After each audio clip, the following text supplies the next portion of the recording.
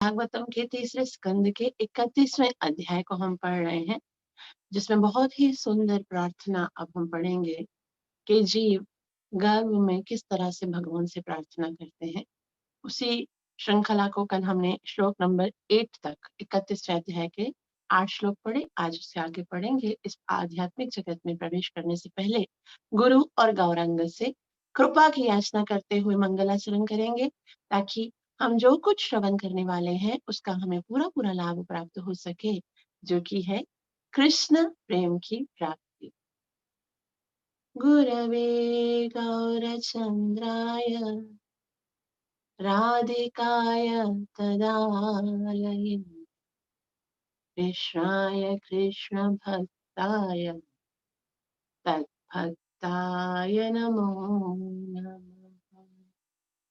नारायणं नमस्कृत्य नरं चैव नरोत्तमं भगवती उत्तमश्लोके भक्तिर्भवति नैष्टिकी। पंचतत्त्वात्मकं कृष्णं भक्तरूपस्वरूपकं भक्तावतार भक्ताख्यं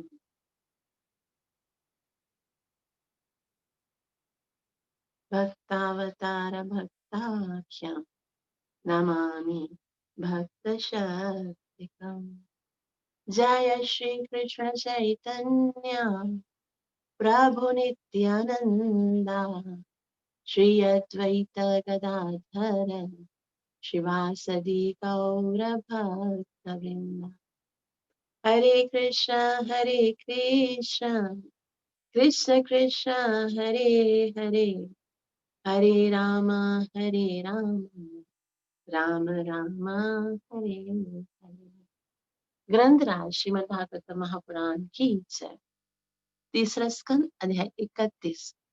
आज हम श्लोक नंबर 9 से प्रारंभ करेंगे। कल हमने देखा कि किस तरह से जीव जो है वो माता के गर्भ में स्टेप बाय स्टेप बढ़ता है। पहली रात में वो एक कीचड़ की तरह होता है, फिर बुलबुले की तरह बनता है, फिर पेड़ की तरह।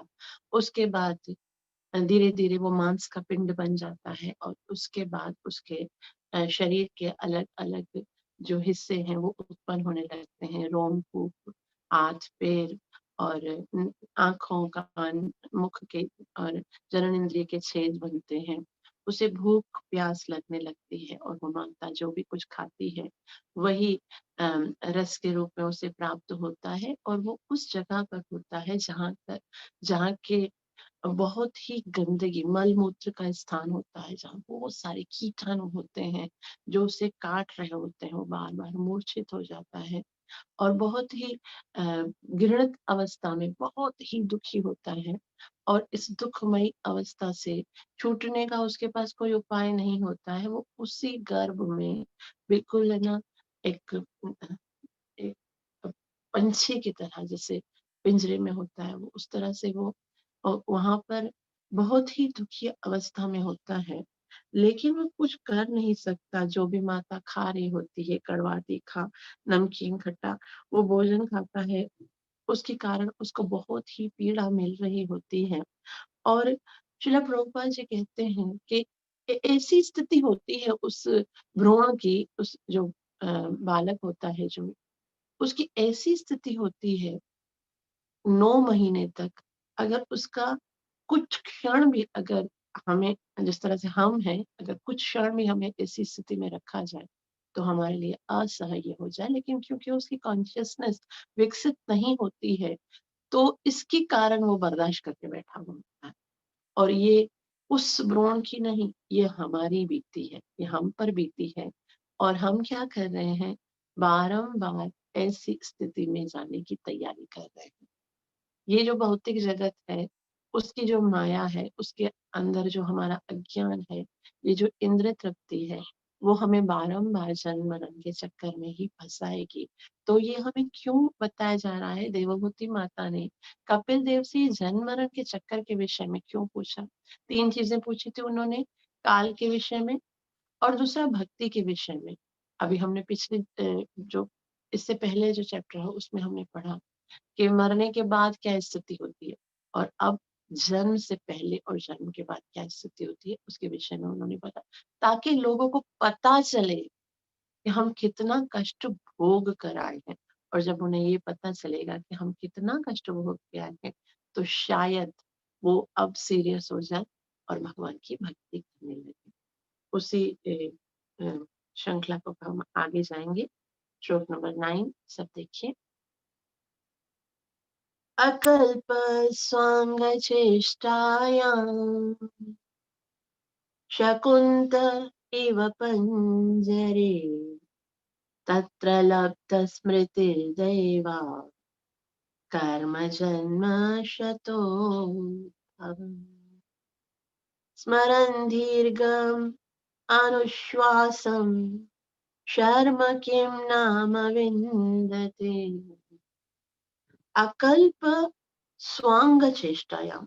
अकल्प मतलब उस स्थिति में जब बालक होता है तो वो बिल्कुल शक्तिहीन, उसके अंदर कोई शक्ति नहीं होती है, बिल्कुल अशक्त होता है और स्वांग चेष्टाएं बहुत कोशिश करता है कि अपने अंगों को हिलाने की, वो निकलने की कोशिश करता है कि मैं इस गंदगी से, मैं इस घृणित अवस्था से, इस दुखमयी स्थिति से बाहर निकलूं। लेकिन जिस तरह से पिंजरे के अंदर शकुंत इव पिंजरे, जिस तरह से पिंजरे के अंदर जो पंछी होता है वो चाहे कितना भी फड़फड़ाए, कितना भी रोए, कितना भी निकलने का प्रयास करे, लेकिन कैसे निकलेगा? वो पिंजरे को खोलने के लिए समर्थ नहीं होता है। उसी तरह से वो बालक जो होता है, उसके अंदर इतना सामर्थ्य थोड़ी होता है कि वो माता के गर्भ से, वो उस घृणित अवस्था से, जहाँ उसे इतना कष्ट मिल रहा है, उससे बाहर निकले। उसके अंदर कोई शक्ति नहीं होती है। वो फिर क्या होता है, बहुत थक जाता है कोशिश करते हैं, करते-करते, और ये इन सब यातनाओं से जूझते-जूझते वो बहुत दुखी हो जाता है। फिर अचानक से एक आश्चर्यमय घटना होती है। क्या होता है? तत्र लब्ध स्मृतिर्देवा, और उसके बाद उसको स्मृति प्राप्त होती है। कैसे प्राप्त होती है? दैवात। दैवात मतलब भाग्यशाली। अगर उसका भाग्य अच्छा होता है ना, तो उसे स्मृति प्राप्त हो जाती है, याददाश्त प्राप्त हो जाती है। क्या चीज? कुछ कौन सी याददाश्त, क्या चीज याद आ जाती है? कर्म जन्म शतोद्भवम। शतोद्भवम मतलब उसने पिछले 100 जन्मों तक जो जो कर्म किए ना, वो सारे उसको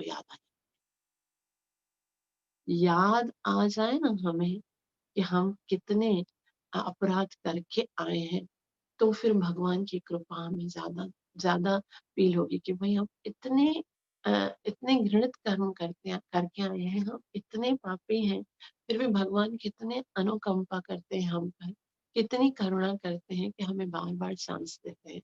तो बाद में जन्म लेने के बाद तो हम सब कुछ भूल जाते हैं। फिर तो ना पुराने कर्म याद आ जाते हैं और ना ही भगवान की अनुकंपा याद आती है। लेकिन गर्भावस्था में यहाँ पर कपिल देव कहते हैं, तत्र लब्ध स्मृति दैवात कर्म जन्म हताश। इस 100 जन्मों की जो करतूत है उसके, वो सारे उसको याद आने लगते हैं। और स्मरण दीर्घ अनुश्वास, उनको याद करता है और बहुत देर तक दीर्घ अनुश्वास आहें भरता है कि हाय हाय, मैं कितना पापी हूँ, मैंने कितने सारे पाप किए हैं और मैं इसी नरक के लायक हूँ जिसमें मुझे भगवान ने भेजा है। लेकिन फिर भी अगर इस बार में छूट गया तो मैं अपने सारे पापों के प्रायश्चित करूंगा। तो वो दीर्घ श्वासें ना, वो बहुत बहुत आहें भरता है कि मुझसे कितनी गलतियां हो गई हैं, मुझसे कितने अपराध हो गए हैं, अब मैं ऐसा नहीं करूंगा। मैंने भगवान ने मुझे इतने सारे चांस दिए, लेकिन मैंने सबका दुरुपयोग किया। शर्म कम किम नाम, शर्म मतलब मन को शांति कैसे प्राप्त हो जाएगी। वो जब वो याद करता है कि मैं कितना अपराधी हूँ, फिर तो वो वैसे ही, मतलब शरीर उसका इतना कष्ट में है और अब उसका मन भी अशांत हो जाता है। वो कर कुछ नहीं सकता है। शरीर को सुरक्षित रखने के लिए भी कुछ नहीं कर सकता है और मन की अशांति को भी दूर करने के लिए कुछ नहीं कर सकता है। ऐसी विवश स्थिति में वो क्या करे?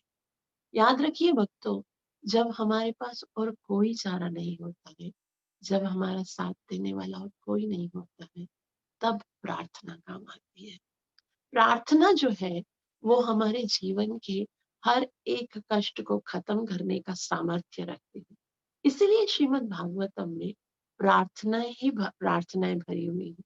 तो आज हम वो प्रार्थना प्रारंभ करेंगे जो हम सब करके आए। वैसे तो हम दूसरों की प्रार्थना सुनते हैं ना, कि कुंती महारानी ने कैसे प्रार्थना की, भीष्म पितामह ने कैसे प्रार्थना की, वृत्तासुर ने कैसे, लेकिन अब हम अपनी प्रार्थना सुनेंगे कि हम भगवान से कौन-सी प्रार्थना करके आए हैं।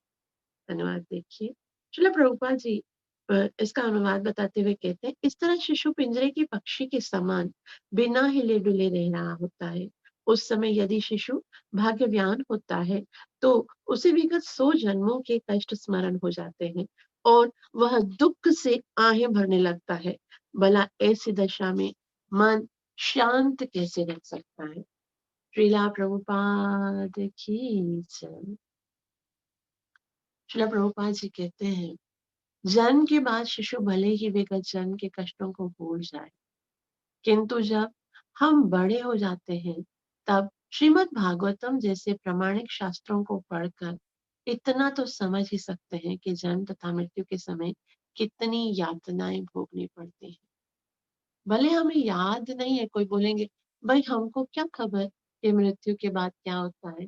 हमको क्या खबर कि नरक में क्या होता है या माता के गर्भ में क्या होता है? आपको नहीं खबर है, लेकिन आप शास्त्र में पढ़ सकते हो ना। ये सब हमारे साथ ही हुआ है।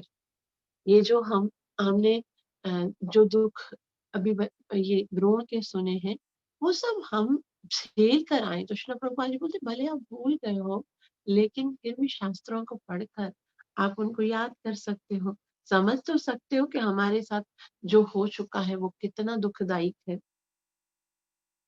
तो यदि शास्त्र से में हमारा विश्वास नहीं है, तो अलग बात है, किंतु यदि ऐसे शास्त्रों के प्रमाण पर हमारा विश्वास है, तो हमें अगले जन्म में इससे मुक्त होने की तैयारी करनी चाहिए। ऐसी इसी मनुष्य जीवन में ऐसा संभव है। तो श्रील प्रभुपाद जी बोलते हैं कि एक ये मनुष्य जीवन ही ऐसा है जिसमें आप इस जन्म मृत्यु की श्रृंखला को दूर कर सकते हो। श्रील चैतन्य महाप्रभु जब रूपा गोस्वामी से कहते हैं, तब वे कहते हैं कि संसार में हजारों करोड़ों जीव हैं, वो असंख्य जीव हैं। उस उन असंख्य जीवों में कुछ जल में रहने वाले हैं, कुछ नभ में रहने वाले हैं, कुछ पृथ्वी पर रहने वाले हैं, और इतने सारे जीवों में तो बहुत सारे तो जानवर हैं, पशु हैं।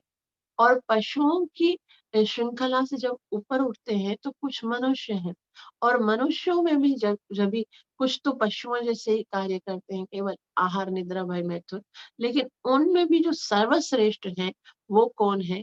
जिनको ये रियलाइज हो जाता है कि अभी हमें अपने जन्म मरण के चक्कर को छूटना है। बस ये एक व्यक्ति जब इस बात से सीरियस हो जाता है कि अभी मैं मनुष्य जीवन प्राप्त किया, वास्तव में मनुष्य जीवन मिला ही इसीलिए है कि जीव जो है वो जन्म मरण के चक्कर से छूट सके। एक ही कारण है, बाकी ये जन्म अगर छूट गए ना, तो फिर वापस बहुत बहुत कष्ट भुगतने के बाद, ना जाने कितने जन्म मरण के चक्कर को है ना, भुगतने के बाद हमको ये मनुष्य जीवन मिलेगा। तो ये चांस बहुत ही रेयर है और बहुत ही कठिनाई से मिला है। बहुत कुछ बर्दाश्त करके, सहन करके हम यहाँ पर पहुंचे हैं। तो श्रील प्रभुपाद जी बोलते हैं ये मनुष्य जीवन बहुत ऐसा सुअवसर है, जिसमें कि हम इस जन्म मरण के चक्कर की श्रृंखला को खत्म कर सकते हैं। और वो कैसे कर सकते हैं? गुरु कृष्ण कृपा पाइए भक्ति लता बीज। जब ब्रह्मांड भ्रमियते, कौन भाग्यवान जीव। ये भ्रमण करते करते करते करते करते, ये जो इतने सारे जन्म मरण के चक्कर से आते हुए, जब भगवान देखते हैं कि अब ये सिंसियर हो गया है और अब ये जन्म मरण की श्रृंखला को तोड़ना चाहता है, तो उसे एक शुद्ध वैष्णव गुरु का सानिध्य प्रदान करते हैं। ये केवल भगवान की कृपा से होता है। और भगवान कृपा कब करते हैं? जब हम सिंसियरिटी के साथ आगे बढ़ते हैं और भगवान से याचना करते हैं। जब हमारी सिंसियरिटी, हमारे परिश्रम को भगवान देखते हैं, दृष्टवा परिश्रमम कृष्णम, जब भगवान हमारे परिश्रम को देखते हैं तो भगवान कृपा करते हैं गुरु के रूप में। और गुरु जब हमारे सिंसियरिटी को देखते हैं तो हमें भगवत प्राप्ति होती है। तो ये सारा का सारा जो है वो हमारी कॉन्शियसनेस पर, हमारे शऊर पर, हमारी सिंसियरिटी और सीरियसनेस पर है। जब हम प्योरिटी के साथ आगे बढ़ने का प्रयास करते हैं तो भगवान सहायता करते हैं गुरु की सूरत में। और जब गुरु के आदेश का हम प्योरिटी के साथ पालन करते हैं तो गुरु सहायता करते हैं भगवत प्राप्ति के लिए। तो ये सिर्फ मनुष्य जीवन में ही संभव है। तो शिला प्रभुपाद जी यहाँ पर कहते हैं कि ऐसा इसी मनुष्य जीवन में ही संभव है जो इन संकेतों की परवाह नहीं करता, वह आत्मघात करता है। कहा गया है कि मनुष्य जीवन ही माया के अंधकार को या भव सागर को पार करने के लिए एकमात्र साधन है। हमारे पास यह मनुष्य शरीर अत्यंत सक्षम नाव है और गुरु ही इसका अत्यंत दक्ष कप्तान है। शास्त्रीय आदेश अनुकूल हवाएं के समान है। यदि इन सारी सुविधाओं के रहते हुए भी हम अज्ञान के सागर को पार नहीं कर पाते तो हम जानबूझकर आत्मघात कर रहे हैं। तो ये बहुत ही सुंदर श्रीमद् भागवतम का श्लोक है। निरिदेह माध्यम सुलभम सुदुर्लभम प्लवम स्वकल्पम गुरु करण। ये न, ये जो मनुष्य जीवन है उसी के द्वारा ही सुलभम सुदुर्लभम, जो बाकी सारे जन्मों में बहुत दुर्लभ है, वो प्राप्त किया जा सकता है। और प्लवम वो कैसे? क्योंकि मनुष्य जीवन क्या है? एक नाव के समान है। ये नाव मिल गई, याद रखिए भक्तों, भाव सागर को बगैर नाव के पार नहीं किया जा सकता। और वो नाव क्या है? ये मनुष्य जीवन। लेकिन मनुष्य जीवन की नाव प्राप्त हो भी जाए, अगर हमारे पास उस नाव को चलाने वाला कोई खेवटिया नहीं है, यदि कोई उस नाव को चलाने वाला नहीं है, तो फिर हम उस नाव को कैसे पार लगाएंगे? तो हमें तो नाव चलाना नहीं आता, हमें तो पता नहीं है कि हम कैसे इस जन्म मरण के चक्कर से छूटे। तो गुरु करणदारम, ये गुरु महाराज जो है वो हमारी नाव को चलाकर भव सागर को पार करा सकते हैं। तो अगर इस मनुष्य जीवन में गुरु भी मिल जाए, ये नाव भी मिल जाए, फिर भी यदि हम उसका सदुपयोग न करेंगे तो कहा जाता है न तरे स आत्महा, वो क्या कर रहा है? वो अपनी आत्मा की हत्या कर रहा है। तो यहाँ बता श्रील प्रभुपाद जी कहते हैं यदि इन सारी सुविधाओं के रहते हुए भी हम अज्ञान के सागर को पार नहीं कर पाते तो हम जानबूझकर आत्मघात कर रहे हैं। सबसे बड़ा रोग यही है कि हम अपने इस भौतिक जगत के जन्म मरण के चक्कर को छूटने के लिए बिल्कुल सीरियस नहीं है। तो हम क्या कर रहे हैं? बार बार अपनी आत्मा को जन्म मरण के चक्कर में फंसने के लिए बाध्य कर रहे हैं। ना केवल जन्म मरण के चक्कर में फंसने के लिए, बल्कि कितनी ही गृणित योनियों में फंसने के लिए। कभी कौन कौन से कितनी कितनी योनियां हैं, 84 लाख योनियों में भटकने के लिए हम अपने आप को विवश कर रहे हैं, अगर हम शास्त्रों के आदेश के अनुसार अपने इस जन्म मरण के चक्कर को खत्म करने के लिए गुरु के आदेश का पालन नहीं करते हैं। आगे आगे कहते हैं कपिल देव कि आरंभ सप्तमान आरंभ सप्तमान मासान लब्ध बोधोपि वेपित नैकत्रास्ते सूत्रिवातये विष्ठा विष्ठा भूरिव सोदर। आरंभ सप्त मान मास, जब गर्भ में 7वां महीना प्रारंभ होता है।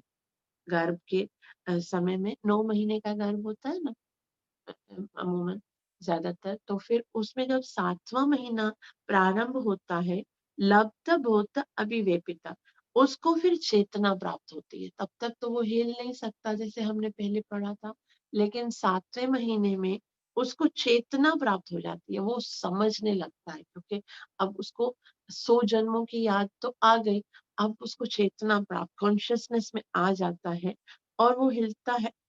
अम, और वो बहुत मतलब चेतना जब प्राप्त हो जाती है, फिर तो उसको और भी कष्ट होने लगता है, तो वो लब्धो बोधोपि वेपता, वेपता मतलब बहुत ज़्यादा अ, उम, तकलीफ में उसको बहुत ज़्यादा परेशान हो जाता है, निकलने का प्रयास करता है, हिलता-जुलता है, लेकिन नएकत्रास्ते न एकत्र, मतलब एक स्थान पे वो रुक नहीं सकता है। जैसे अ, कभी उधर जाता है, कभी उधर जाता है, कभी उधर जाता है, वो बहुत तड़प रहा होता है कि मैं क्या करूँ? मैं कैसे निकलूँ? तो वो किस तरह से हिल रहा होता है, किस तरह से तकलीफ में होता है, वो कहते हैं, "विष्ठा भूरिव सोदरा।" विष्ठा भूरिव, विष्ठा कहते हैं गंदगी को, भूरिव कहते हैं अ, जो गंदगी के अंदर जो मल के अंदर जो कीड़ा होता है ना, वो कीड़ा जिस तरह से परेशान होता है, तकलीफ में होता है, वो एक जगह पे रुकता नहीं, वो हिल रहा होता है, उसी तरह से भ्रूण जो है, वो गर्भ में हिल रहा है। वो भ्रूण नहीं है, वो हम हैं, जो ये स्थिति को पार करके आए हैं। तो उस विष्ठा के कीड़ों के समान, और यहाँ पर क्या कहा गया है, विष्ठा भूरिव सोदर, उदर कह रहे हैं पेट को, और सो मतलब एक ही गर्भ में। एक ही गर्भ से जब जन्म होता है ना, तो उसको क्या बोलते हैं? जब किसी अ, 2 व्यक्ति का एक ही गर्भ से जन्म होता है तो क्या बोलते हैं उसको? कि वो दोनों सहो कौन है? सोदर है। सोदर का मतलब है वो दोनों आपस में भाई-भाई हैं, भाई-बहन है, या फिर ये संबंध है। तो यहाँ पर कपिल देव बोलते हैं जो जितने भी विष्ठा के कीड़े हैं ना, वो भी तो उसी गर्भ में रहते हैं ना जिसमें आप रहते हो। तो आप वो सारे कीड़े आपके भाई हैं, वो सारे आपके संबंधी हैं। तो हम तो यहाँ पर मनुष्यों के साथ संबंध जोड़ने के लिए कभी उनके लिए भी हम सोचते हैं कि भई ये नहीं हमारे साथ। लेकिन यहाँ पर बताया जा रहा है वो सारे कीड़े भी आपके ही संबंधी हैं, आपके ही भाई हैं, जो कि एक ही गर्भ में आपके साथ रहते हैं।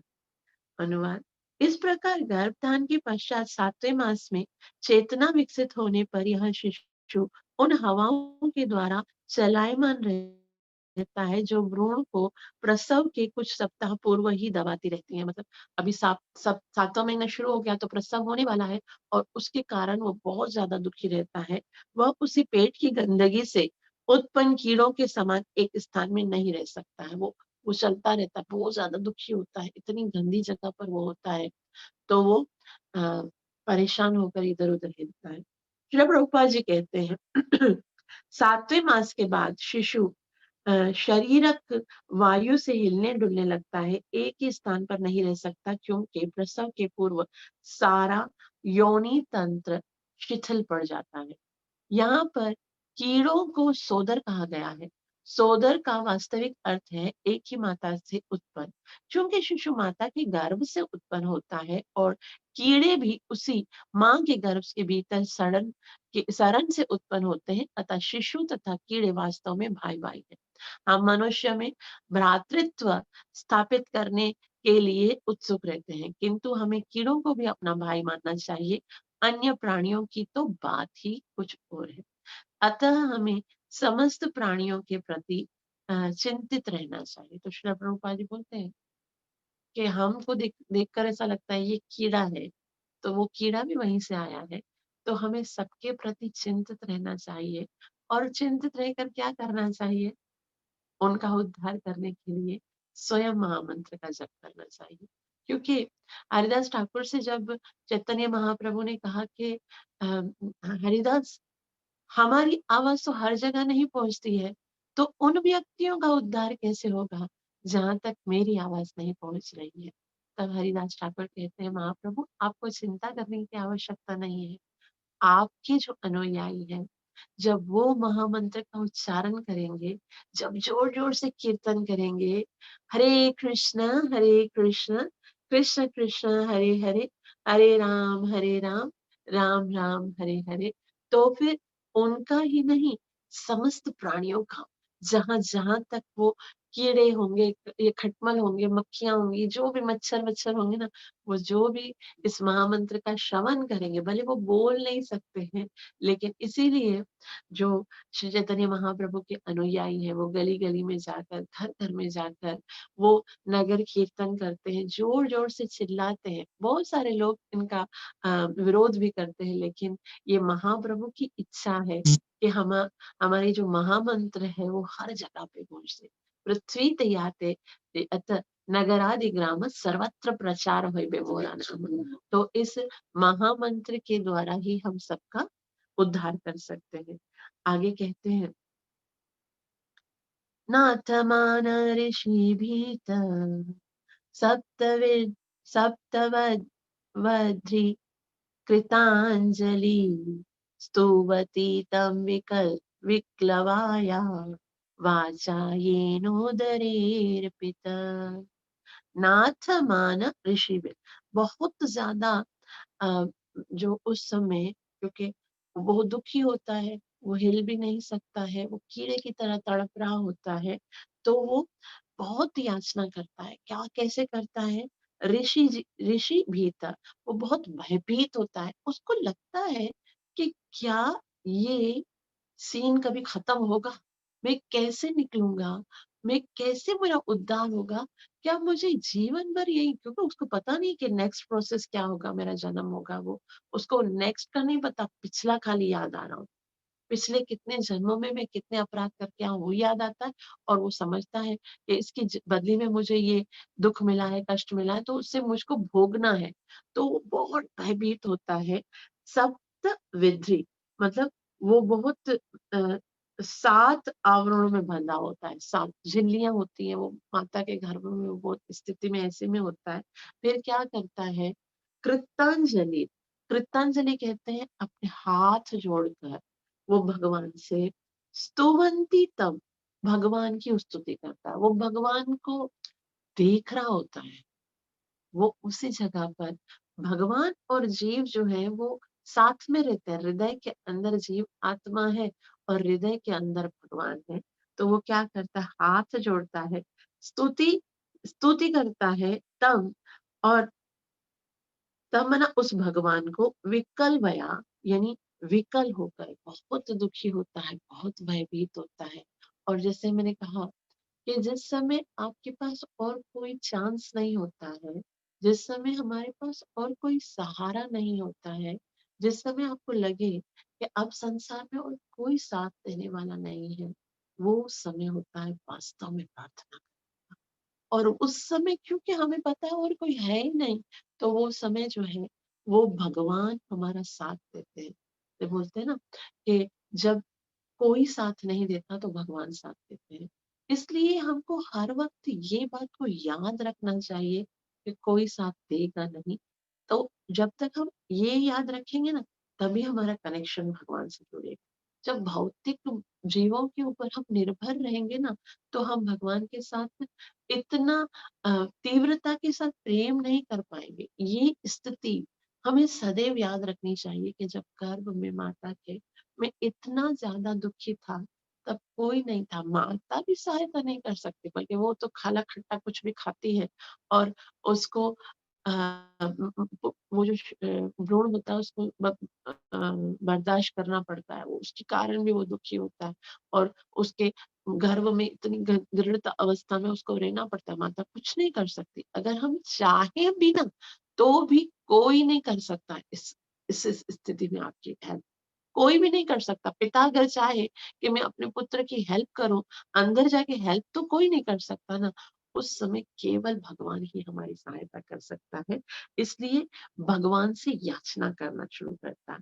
स्तु स्तुवीत तम विक्लवया वाचा येनो धरोपित। वाचा यानी वो शब्दों से, ये न जिसके द्वारा उदरे गर्भ अर्पिता स्थापित किया गया था, उसी भगवान से याचना करता है जिसने उसे इस स्थिति में रखा है। जैसे जैसे हमने पढ़ा था ना, कर्मण दैव नेत्रेण, के कर्मों के अनुसार और भगवान की इच्छा के अनुसार ही, भगवान के अध्यक्षता के अनुसार जीव को गर्भ में तो उसी भगवान के वाचा येनो दर्पिता, जिन्होंने इस स्थिति में रखा है, उस भगवान से अब वो प्रार्थना करना प्रारंभ करता है। श्रील प्रभुपाद जी कहते हैं, इस भयभीत अवस्था में भौतिक अवयवों के साथ आवरणों से बंधा हुआ जीव हाथ जोड़कर भगवान से याचना करता है, जिन्होंने उसे इस स्थिति में ला रखा है। तात्पर्य श्रीला प्रभुपाद, श्रीला प्रभुपाद की जय। श्रीला प्रभुपाद जी कहते हैं कि कहा गया है कि जब स्त्री के प्रसव पीड़ा से गुजरना पड़ता है, तो वह प्रतिज्ञा करती है कि अब वह फिर से गर्भ धारण नहीं करेगी और ऐसा कष्ट फिर नहीं उठाए। तो यहाँ पर श्रीला प्रभुपाद जी बोलते हैं, खाली कष्ट में वो बच्चा नहीं है, वो माँ जो उस बच्चे को 9 महीने तक झेल रही है, उसकी क्या कंडीशन है। जब कोई लेबर रूम में जाती है ना स्त्री, जब वो माँ को जब वो माता किसी बच्चे को जन्म दे रही होती है ना, उस समय उसको जितनी पीड़ा होती है ना, उसका अनुभव और कोई नहीं कर सकता। इतनी अधिक पीड़ा होती है, ऐसा लगता है कि मृत्यु की पीड़ा भी उससे ज्यादा सरल हो। और उस समय उस लेबर रूम में वो ये प्रतिज्ञा करती है कि इस दफा आई हूँ ना, आइंदा मैं कभी भी इस स्थिति में नहीं आऊंगी, मैं दोबारा से कभी भी ये स्थिति को स्वीकार नहीं करूंगी।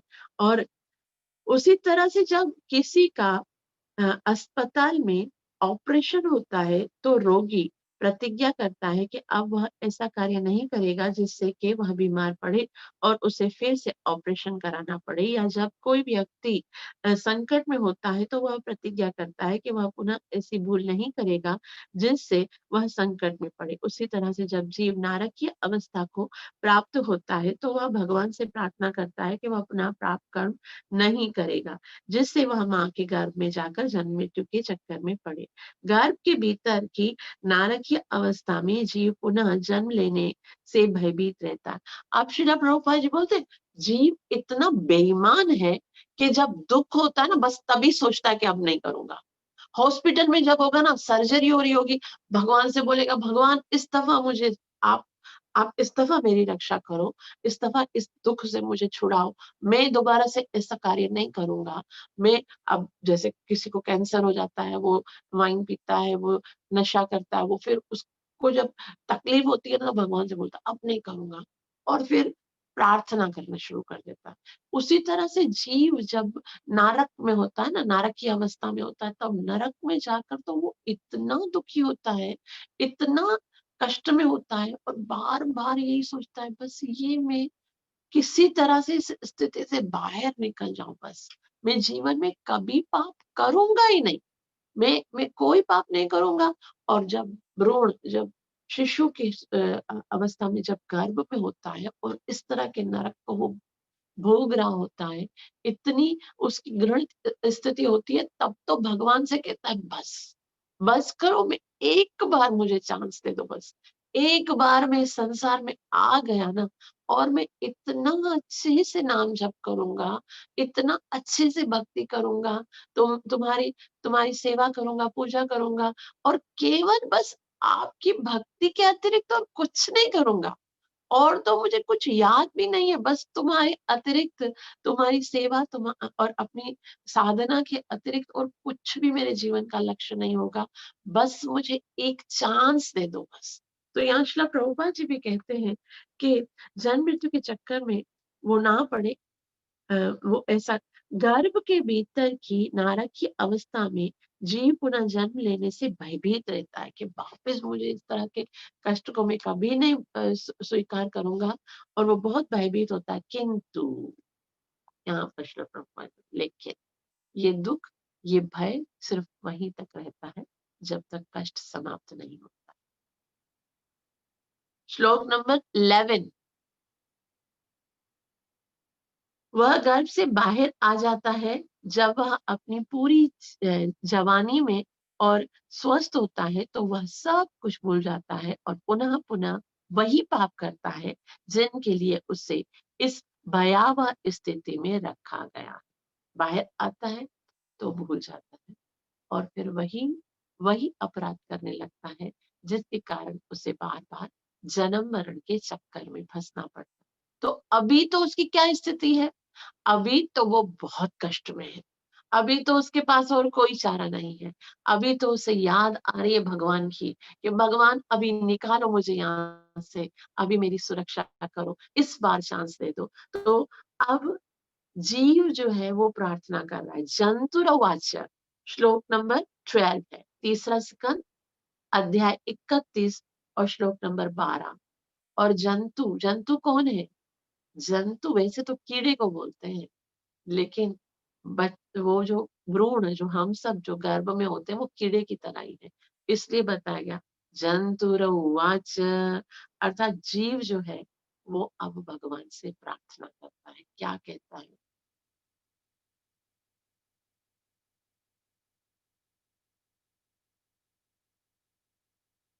तस्योपसन्नमेव।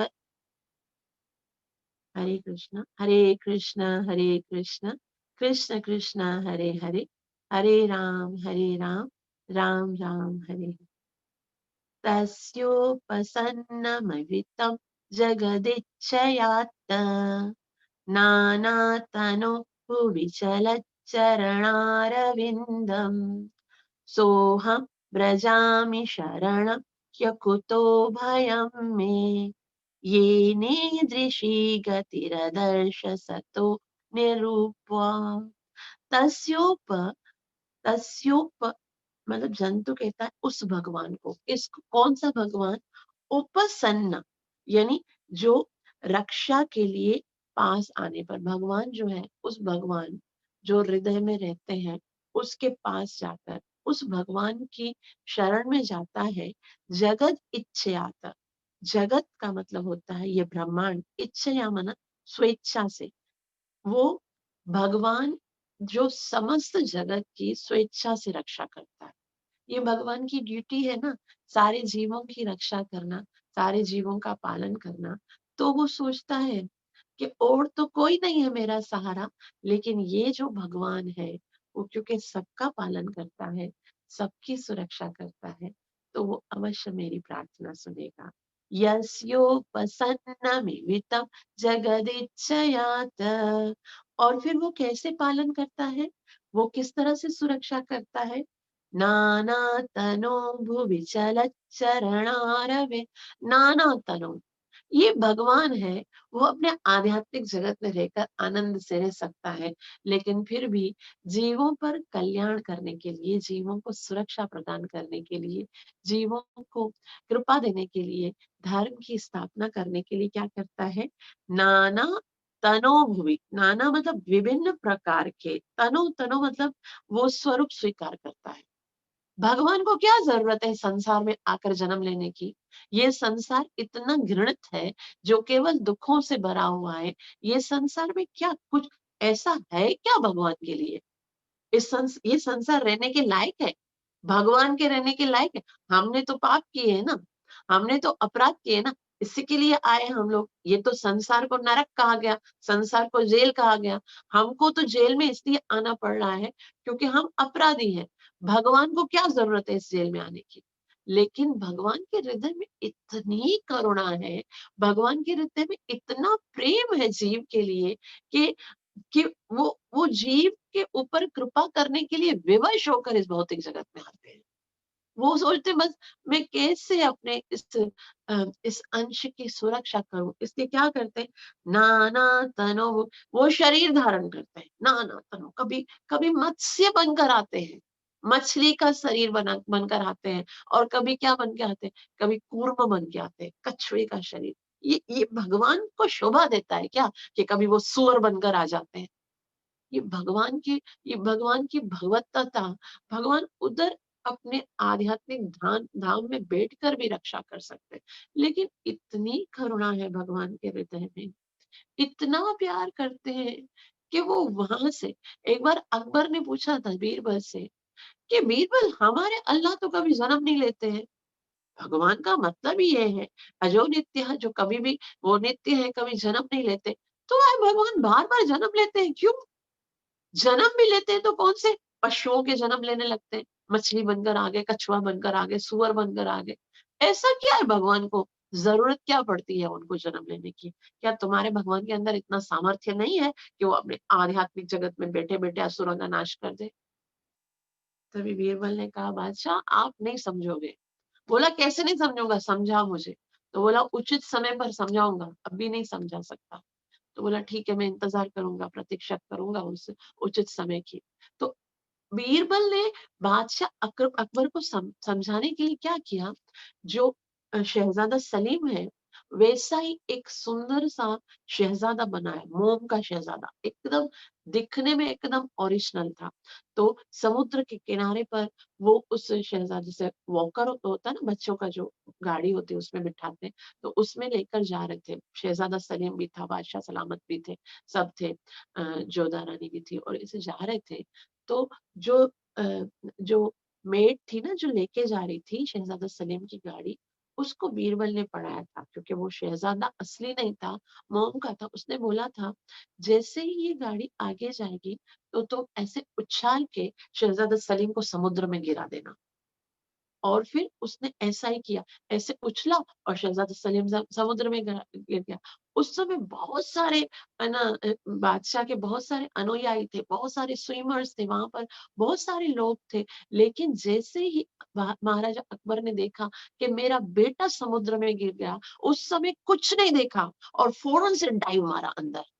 और अंदर जाकर जैसे भी करके, क्योंकि उनको बहुत अच्छी स्विमिंग करनी, उन्होंने जल्दी से अपने बेटे को निकाला और बाहर आ गए। जब देखा कि ये बेटा नकली है, ये मोम का है, तब इतना ज़्यादा क्रोधित हुआ और बोला, "क्या मज़ाक है ये?" बीरबल को बोला। तो बोला, "महाराज ये मज़ाक नहीं है, ये आपके सवाल का जवाब है।"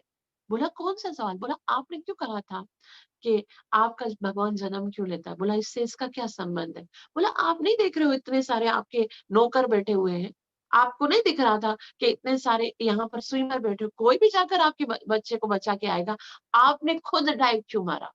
आप खुद क्यों अंदर गए?" बोला, "तुमको अक्ल नहीं? मेरा बेटा अंदर मर जाता, मैं किसी के आश्रय में रहता क्या?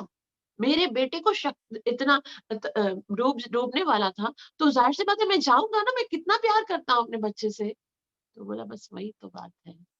ये भगवान भी हमसे बहुत प्यार करता है। इतना प्यार करता है कि अपनी शक्तियों पर नहीं, अपने दम पर बसाना चाहता है। वो बार-बार इसीलिए आता है और जैसा चाहिए होता है। प्रहलाद को जैसा चाहिए था वैसा स्वरूप धारण करके आ गया। ना सिंह है, ना नर है। तो नर नर सिंह बन के आ जाता है, कभी क्या बन के आ जाता है। और वो क्योंकि बहुत प्यार करता है, इसलिए वो अलग-अलग योनियाँ अलग-अलग स्वरूप में आता है। सोहम व्रजामि शरणम युक्तो भयम् में। सो अहम, वही वो वही भगवान व्रजामि, मतलब मैं भी जाता हूँ, शरणम ही कुत वयम, मैं जानता हूँ कि वही भगवान जो संपूर्ण संसार का भय दूर करने वाले हैं, संपूर्ण संसार की सुरक्षा करने वाले हैं। उसके अतिरिक्त तो मेरी रक्षा कोई नहीं करेगा। इसलिए मैं भी उसी भगवान की शरण में जाता हूँ, जो सबकी रक्षा करते हैं। और ये नेदृशि गतहृदर्श सतो नुरूपा, ये ने, जिससे ईदृशी यानी ऐसी गति जीव दशा की, अदृश्य यानी मानी जाती है, असत अपवित्र, अनुरूपा अयोग्य। यहाँ पर वे कहते कि क्योंकि इस अवस्था को में जो मैंने अपवित्र कार्य किए हैं, जो मैंने अपराध किए हैं, उसके कारण मैं इस अवस्था पे पहुँच गया हूँ। मैं मानता हूँ कि गलती मेरी है, लेकिन इतना भी जानता हूँ कि भले ही मैं अपराधी हूँ, मैं पतित हूँ, वो तो पतित पावन है, तो मैं उसकी शरण में जाऊँ, उसके अतिरिक्त तो मेरे लिए अ, और कोई रास्ता ही नहीं है। इसलिए मुझे विश्वास है कि जब मैं उनकी शरण में जाऊँगा, तो वो अवश्य मेरा उद्धार करेंगे। जब इस बात का विश्वास हो जाता है ना जीव को, तब भगवान की करुणा और भी बढ़ जाती है। और भगवान ने तो ये डिक्लेयर कर दिया, गारंटी दे दी कि कोई फ़र्क नहीं पड़ता। तुमने जितने भी पाप किए हैं ना, उसकी चिंता मत करो। अहम त्वाम सर्व पापेभ्यो, मैं बैठा हूँ ना, मैं पाप हूँ। 100 जन्मों के पाप याद आए होंगे उसको। एक भी पाप इस इसी जीवन में अभी जो हम पाप कर रहे हैं, खाली उसको भी याद करें ना, तो भी हम इस बात के लिए दुखी होंगे कि हमसे कितना बड़ा पाप हो रहा है ना? इस जीवन में खाली सबसे बड़ा पाप क्या है पता है? सबसे बड़ा पाप है भगवान की भक्ति ना करना। सबसे बड़ा पाप ये है कि जीव भगवान की आदेशों को पालन नहीं करता है, जीव भगवान की सेवा छोड़कर संसार के अंदर इंद्रिय तृप्ति करता है। तो इतनी छोटी-सी गलती को भी अगर हम याद करें ना, तो हम अगर देखा जाए तो हम अ, करुणा के पात्र ही नहीं हैं।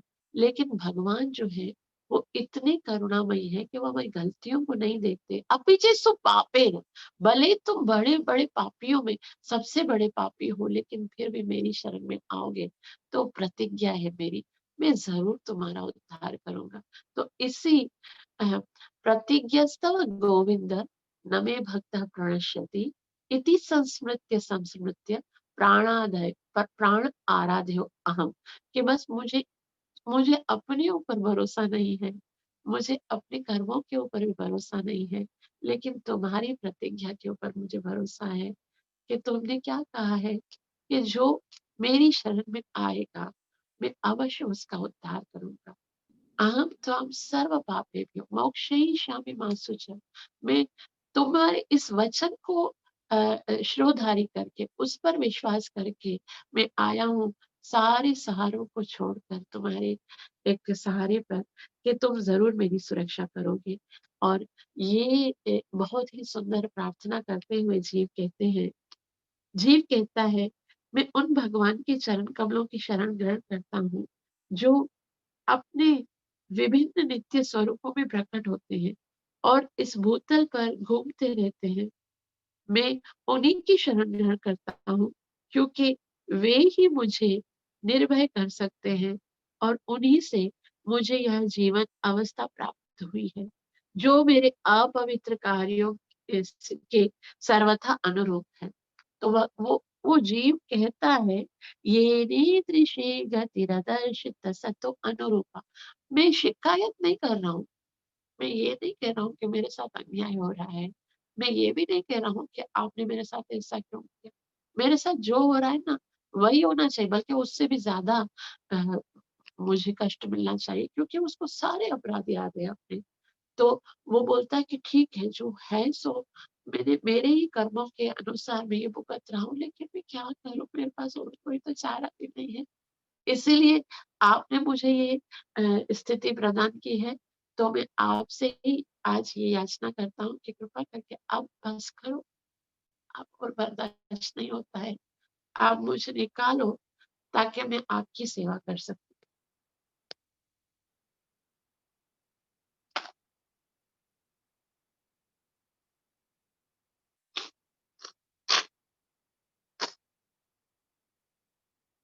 हरे कृष्ण, क्षमा कीजिए। श्रील प्रभुपाद जी बहुत सुंदर समझाएँगे तात्पर्य श्रील प्रभुपाद द्वारा। श्रील प्रभुपाद जी कहते हैं, चलत चरणारविंदम शब्द भगवान का सूचक है, जो पृथ्वी पर चलते या भ्रमण करते हैं। उदाहरण 8, भगवान रामचंद्र पृथ्वी पर चलते हैं और भगवान श्री कृष्ण भी सामान्य मनुष्य की भांति घूमते फिरते हैं। अतः यह प्रार्थना उन भगवान से की जाती है, जो इस पृथ्वी पर या ब्रह्मांड के किसी भी भाग पर साधुओं की रक्षा करने के लिए, असाधुओं को नष्ट करने के लिए अवतरित होते हैं। तो यहाँ श्रील प्रभुपाद जी यहाँ पर बताया गया है ना कि नाना तनो भुवि चलत चरणारविंदम, कि भगवान ऐसे ऐसे अवतार धारण करते हैं और साधारण मनुष्य की तरह भगवान कितने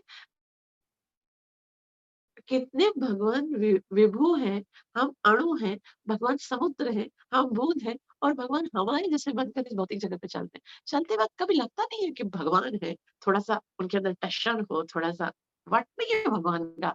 सिंपल श्री राम को देखिए, विनम्रता की मूर्ति है, ऐसे चलते हैं भगवान। तो ये पृथ्वी भगवान के चलने के लिए नहीं है। ये जो भौतिक जगत है, लेकिन फिर भी भगवान का प्रण है क्या? परित्राणाय साधूनां विनाशाय च दुष्कृताम्। साधुओं की रक्षा करने के लिए, दुष्टों का विनाश करने के लिए मैं संभवामि युगे युगे, बार-बार आते हैं। भगवद गीता में इसकी पुष्टि हुई है कि जब-जब धर्म का ह्रास होता है और अधर्म की वृद्धि होती है, तो भगवान सत्पुरुषों की रक्षा करने के लिए और असाधुओं को मारने के लिए अवतरित होते हैं। इस श्लोक से भगवान कृष्ण का संकेत मिलता है। भगवान कृष्ण जो है यहाँ पर कैसे बताया गया कि वो क्या करते हैं कि तस्योपसन्नमिव जगदिच्छया, कि वो अपनी इच्छा से इस भौतिक जगत में आते हैं, अलग-अलग अवतार धारण करते हैं और भक्तों की रक्षा करने के लिए। उसके हृदय में इतनी अनुकंपा होती है कि वो सुरक्षा करते हैं। तो श्रील प्रभुपाद जी बोलते हैं, सुन के ही लगता है कि किसके लिए बोला जा रहा है? हमारे कृष्ण के लिए बोला जा रहा है। तो भगवान यहाँ पर श्रील प्रभुपाद जी कहते हैं भगवान कृष्ण का संकेत मिलता है। इस श्लोक की अन्य विशेषता है कि भगवान इच्छया अर्थात स्वेच्छा से आते हैं, जैसा कि भगवत गीता में पुष्टि हुई है। तो भगवान को कोई जबरदस्ती थोड़ी बोलेगा कि भगवान आप आ जाइए। भगवान की इच्छा है, भगवान को अच्छा लगता है। सुहृदम सर्वभूतानां, ये भगवान की करुणा है कि वो भगवान आते हैं। तो भगवत गीता में क्या कहा? संभवामि आत्म मायया, मैं अपनी इच्छा से, अपनी अंतरंग शक्ति से प्रकट होता हूँ। वे प्रकृति के नियमों से बाध्य होकर नहीं आते, जिस तरह से हम आते हैं। हमको तो बाध्य होके आना पड़ता है ना, प्रकृति ने जब तक हमारे अकाउंट में ये बैलेंस है, हिसाब-किताब बाकी रह गया है, तो उसके कारण हमको बार-बार बाध्य होने, आप नहीं चाहो मुझे जन्म नहीं लेना है। अगर कोई यहाँ पर जितने भी जीव हैं, वो थोड़ी चाहते हैं कि हमको ये अलग-अलग पशुओं की योनियाँ प्राप्त हों, 84 लाख योनियों में भ्रमण करना, किसी की इच्छा है क्या? अपने कर्मों के अनुसार आते हैं। जीव अपने कर्मों के अनुसार आता है और भगवान क्यों आते हैं? भगवान क्यों आते हैं? भगवान तो अनुकंपा से आते हैं, भगवान अपनी इच्छा से आते हैं। भगवान की करुणा है कि वो इस संसार में आते हैं। तो श्रील प्रभुपाद जी कहते हैं कि अपनी अंतरंग शक्ति से प्रकट होता। वे प्रकृति के नियमों के बाध्य होकर नहीं आते। यहाँ पर इच्छया कहा गया है। वे कोई स्वरूप धारण नहीं करते, जैसा कि निर्विशेषवादी सोचते हैं, क्योंकि वे स्वेच्छा से आते हैं, अतः वे जिस रूप में अवतरित होते हैं, वह सनातन रूप है, जिस तरह परमेश्वर जीव को भयावह स्थिति। अब यहाँ पर श्रील प्रभुपाद जी बोल रहे हैं, ऐसा नहीं है जैसे अगर हमको कोई पशु की योनि प्राप्त होती है, तो हम विवश होकर उस पशु के अंदर जाना पड़ता है, क्योंकि हमारे कर्मों के अनुसार। लेकिन भगवान अपनी इच्छा से, भगवान का वो नित्य सनातन, अगर वो सूकर का स्वरूप भी धारण करते हैं, तो भी वो उतने ही पवित्र हैं, उतने ही शक्ति है उनके अंदर, जितनी कि उसे कृष्ण रूप में है ना? जब भगवान वराह अवतार धारण करते हैं, तो भगवान जब उस सुतल लोक के अंदर जहाँ पृथ्वी है, उसके अंदर जब जाते हैं, तो उनके इतने विशाल शरीर के अंदर जाने के बाद जो जो पानी की बूंदें उड़ती हैं, तो ऊपर के जो लोग हैं, वहाँ के सारे ऋषि-मुनि आकर उन बूंदों से आचमन करते हैं। सूकर की योनि तो अपवित्र होती है, लेकिन भगवान सूकर की योनि में भी पवित्र हैं और सारे ऋषि-मुनि वहाँ पर आते हैं और भगवान के शरीर के जो रोए हैं, वही जो है ना वो कुश घास के स्वरूप में आज भी जब यज्ञ किया जाता है, तो कुश घास को ना उसी से ही छिड़क किया जाता है, उसी से ही पवित्रता की जाती है। तो भगवान जो है, वो चाहे कोई भी स्वरूप धारण करते हैं, तो भगवान का वो नित्य स्वरूप है। वो ऐसा नहीं है कि कर्मों के अनुसार उनको मिला है। श्रील प्रभुपाद जी यहाँ पर कहते हैं कि क्योंकि वे स्वेच्छा से आते हैं, अतः वे जिस रूप में अवतरित होते हैं, वह सनातन रूप है। जिस तरह परमेश्वर जीव को भयावह स्थिति में डालता है, उसी तरह वह उसका उद्धार भी करता है। तो ये भगवान की बहुत बड़ी अनुकंपा है कि बस एक बार जीव शरण में आ जाए। भ एक बार कह दे कि मैं आपका हूँ बस। एक बार इस बात को स्वीकार कर ले। हम ना हर किसी के बनने के लिए तैयार हैं इस भौतिक जगत में। हर किसी को, मैं इसका बाप हूँ, मैं इसकी माँ हूँ, मैं इसका बेटा हूँ, मैं इसकी बेटी हूँ, हर किसी के। अब ये सब उपाधियाँ हैं और इन उपाधियों से मुक्त होकर जब जीव ये कहेगा, गोपी भर्तु पद कमल दास दास दासानुदास, मेरी कोई और पहचान नहीं है, मैं कृष्ण का हूँ। उसी दिन से कृष्ण हमारा भाव स्वीकार करेंगे। उसी दिन से जिन्होंने हमें इस स्थिति में डाला है वही निकाल सकते हैं। कमी उनके अंदर नहीं है, दूरी हमारी ओर से है, बस हमें निकट आना है। तो उद्धार भी वो कर सकते हैं। अतः मनुष्य को चाहिए कि कृष्ण के चरण कमलों की ही शरण में जाए।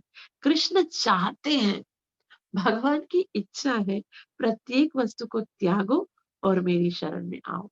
सर्वधर्मान परित्यज्य मामेकम शरणं व्रज। भगवान से पूछा जाए क्या आप क्या चाहते हो, तो भगवान कहेंगे कि मैं सारे जीवों का दुख दूर करना चाहता हूँ, सबको सुखी देखना चाहता हूँ। मेरे अंश हैं।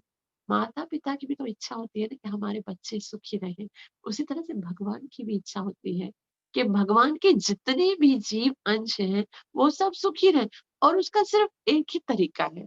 भगवान चाहते हैं, ये नहीं चाहते कि मेरी भक्ति करें।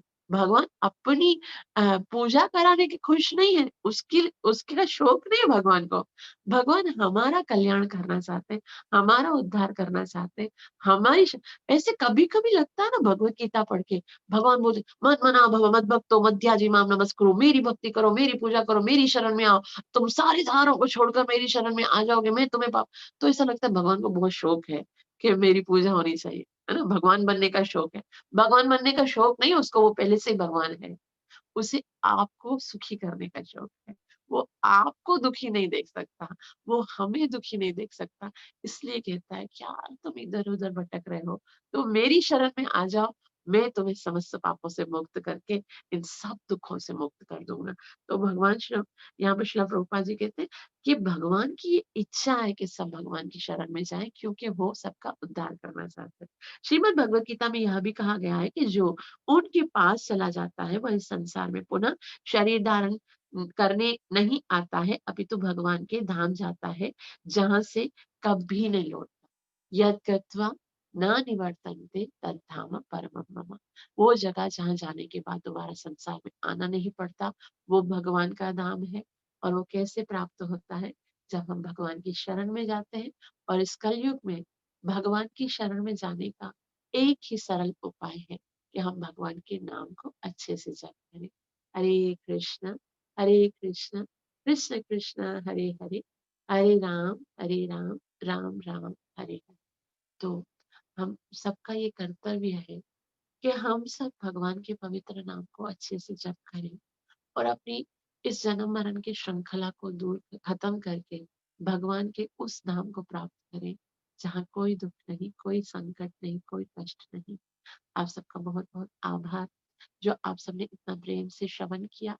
कृपया मुझे आशीर्वाद दीजिए, मेरे लिए प्रार्थना कीजिए कि मैं अपनी सेवा और साधना को अच्छे से कर सकूं और भगवान के नाम को प्रेम और श्रद्धा के साथ बहुत ही अच्छे से जप कर सकूं। आज हमने श्रीमद् भागवतम के तीसरे स्कंद के 31वें अध्याय के श्लोक नंबर 9, 10, 11 और 12 को पढ़ा है।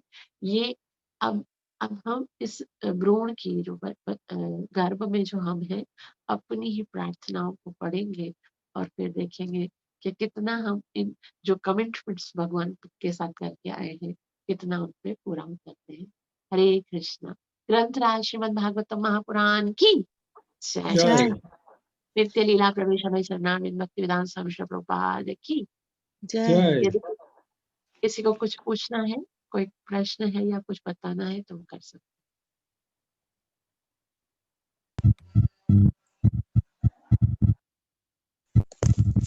हरे कृष्ण माता जी। आपने कहा गर्भ अवस्था में गर्भ में होते हैं बहुत तकलीफ में होते हैं, फिर भगवान इस दुनिया में अवतार भगवान दुनिया में आते हैं ना तो भी गर्भ में आते हैं, फिर उन्हें भी तकलीफ होती है इसे। हैं। भगवान तो नहीं आती। भगवान जैसे हम तो कर्मों की तकलीफ भुगतते हैं ना। भगवान जो है वो गर्भ से नहीं आते, उनका वो प्रोसेस नहीं है। जैसा ये जो हमने पढ़ा था ना कर्मणि देव नेत्रेण, वो तीन होते हैं देखो। एक आत्मा होती है, एक शरीर होता है और एक भगवान होता है। शरीर जो होता है ना वो क्या होता है, वो जड़ होता है। आत्मा क्या करती है, वासांसी जीर्णानि, अपने एक शरीर को धारण करती है, दूसरा वो गर्भ में आना पड़ता है, उसको शरीर धारण करके उसको जन्म लेना पड़ता है। भगवान स्वेच्छा से आते हैं। जैसे अभी हमने आगे पढ़ा कि भगवान अपनी इच्छा से आते हैं। भगवान को गर्भ का सहारा लेने की आवश्यकता भी नहीं है। जैसे हम देखते हैं जब भगवान कच्छप रूप में आए तो किसी माता के गर्भ से थोड़ी आते। नरसिंहदेव भगवान के स्वरूप में आए तो खंभा फाड़ के आ गए, है ना? उसी तरह से भगवान जैसे आना चाहते आते हैं। भगवान को गर्भ का, भगवान तो हृदय गर्भ का सहारा लेते हैं। जैसे हम भागवतम में पढ़ेंगे अभी, जब भगवान का जब अवतार होता है तो भगवान वसुदेव के हृदय में, भगवान कहाँ रहते हैं? हृदय में रहते हैं, और हृदय से ट्रांसफर होते हैं देवकी के गर्भ में, और वहां से भगवान का जन्म होता है।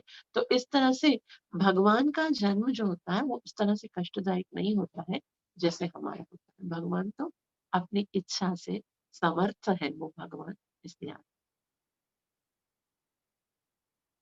ठीक है। जी माता जी।